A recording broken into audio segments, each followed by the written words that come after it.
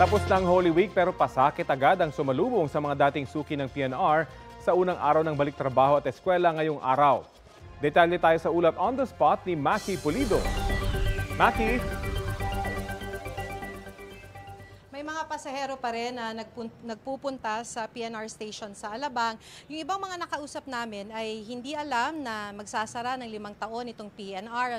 Yung iba naman ay nakaligtaan lang dahil nakasanayan na ito nga yung kanilang sinasakyan. So sa Star Mall dito sa Alabang, nakaparada yung mga bus na patungong Tutuban pero halos walang sumasakay kaninang alas 9 ng umaga. Yung mga dating pasahero ng PNR na nakausap namin, bus sa ibang ruta ang sinasakyan.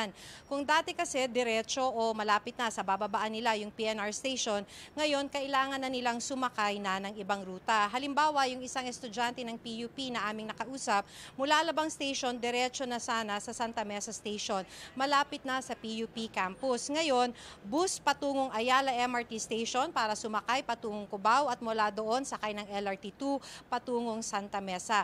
Kaya maliban sa mas mahal yung pamasahe, mas matagal pa. Umaaray rin sa mahal ng pamasahe yung mga sumusubok sa mga alternatibong bus na pinabiyahe ng gobyerno sa ruta ng PNR. Base sa taripa na inilagay ng DOTR sa mga bus, 71 pesos ang dulo-dulong biyahe mula Alabang hanggang Tutuban. 40 pesos na mas mahal kaysa sa 30 pesos lang ng PNR.